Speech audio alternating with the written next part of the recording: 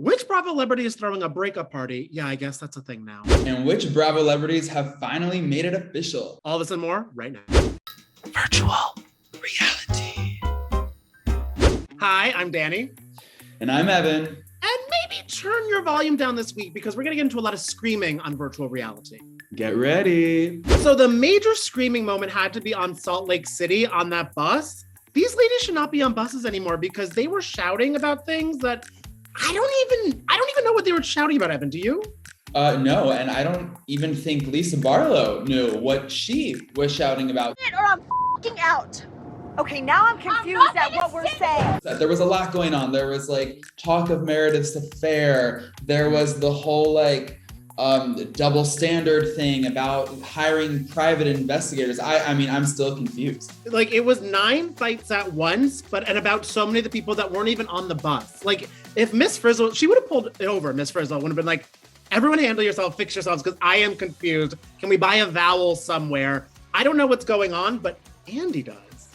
And did you see what he's teasing?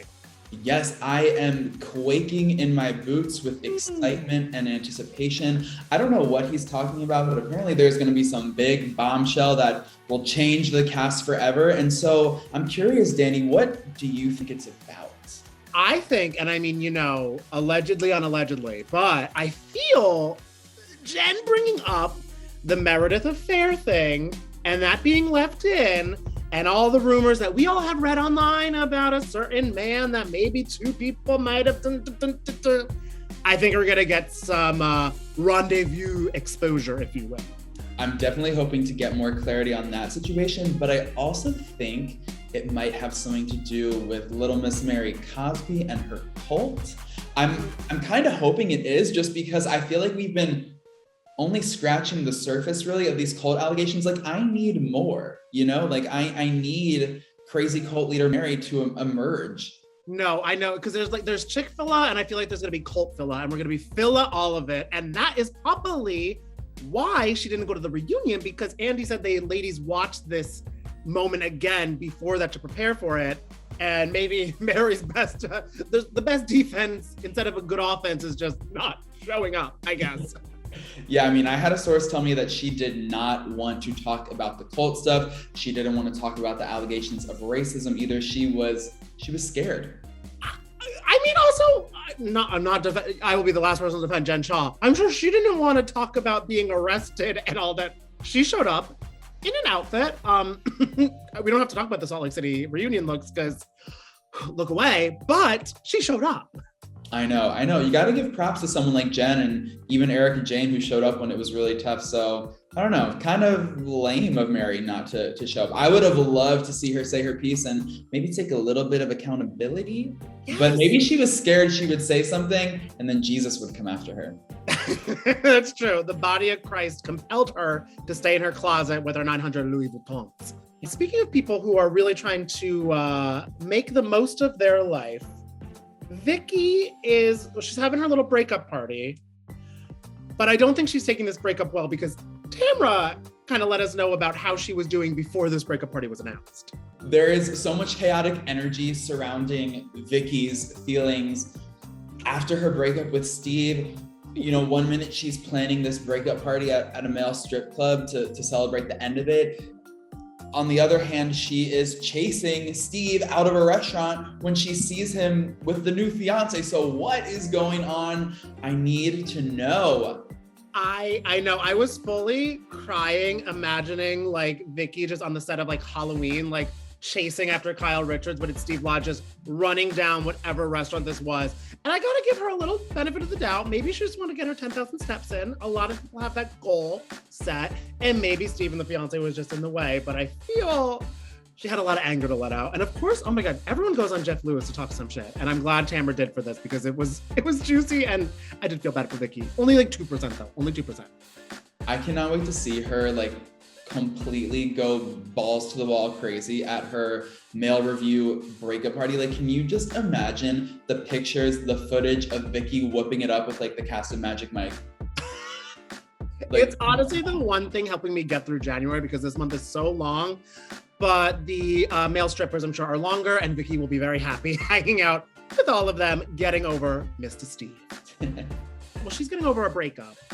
I don't know if Noella and Heather are gonna get over their kind of back and forth. I don't even really know what their back and forth is. I don't get it, but they're mad at each other. Or Noella's mad at Heather. Yeah, they're definitely mad at each other. I guess it all started with that very weird lunch with Noella and Nicole. Weird not saying something. Nicole told me that you called me either a phony bitch or a fake bitch. Heather will be supportive. What the does that fake bitch have to say right now? What?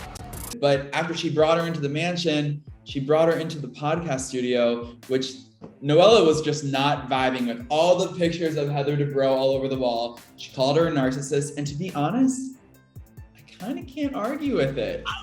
Well, I also would hope, Heather, you can't argue with that either.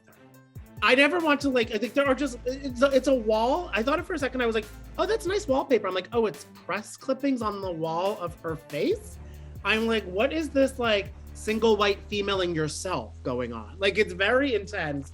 And I also do love that I'm like, oh, you made her sit and wait during that little vitamin gummy thing that I'm like, Terry, do not co-sign on this if you're a doctor, but go off. But I am excited for this to heat up more because Noella's holding no punches back. I think it seems like she's gonna crash that trip, which I can't wait for. It's giving Jill Zarin, New York City. Yes! Yes. Noella is really bringing the heat. She does not hold back. She's gonna crash a trip. She's gonna go toe to toe with the queen of OC. I always appreciate when a newbie isn't afraid to go after an OG, and especially an OG as revered as Heather Dubrow. That takes courage. So yeah, everyone is scared of her.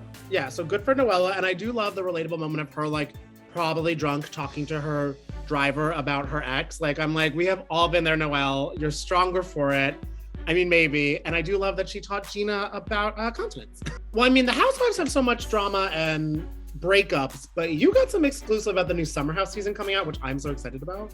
Yeah, so Carl and Lindsay are finally official, which is so exciting, I feel for the entire Bravo fandom. I feel we've been just waiting for them to finally confirm it. I mean, we already knew. They cozied up over the holidays. They were each other's guests to Kyle and Amanda's wedding. Things looks like it was heading towards a relationship. I'm glad that they're finally giving this another shot because, season 4 didn't really work out so well. It did not work out. I know this was as surprising as me finding out the meat at Subway wasn't actually meat. I'm like, yeah, we knew this, Lindsay and Carl. Well, we're so happy. And I know this is their round 2, but I feel Carl is a changed man now. And maybe Hubs is a little bit more relaxed. And I hope going into this season, she doesn't have a checklist of where she wants to be month by month, like she had sometimes and made a PowerPoint, anything like that. I hope they're just going into this as friends who became more than friends. I mean, just as you've seen our friendship develop over the last 5 seasons, and then, even this season, you'll see, a new evolution to our relationship develop as well. They're definitely dating. They're definitely together. And Lindsay also told me that she and Carl really enjoyed getting to know each other on a deeper level once cameras went down. So I think over the fall and this winter is when things really intensified and they just fell so madly in love with each other, and now they're ready to share it with the world. Oh, I mean, if anybody needs a win, it's Lindsay Hubbard. She has been dying to get herself a man, and a man who deserves it, because I love her. Lindsay, do not punch me, because I am afraid of you, but I want you to be happy. So I'm glad that she found Carl to be happy. And also, everyone at the Summer House seems to be settling down. Paige and Craig are a little bit very, very official. It's just the newlywed house now. I know. Summer House, newlyweds edition. I love it.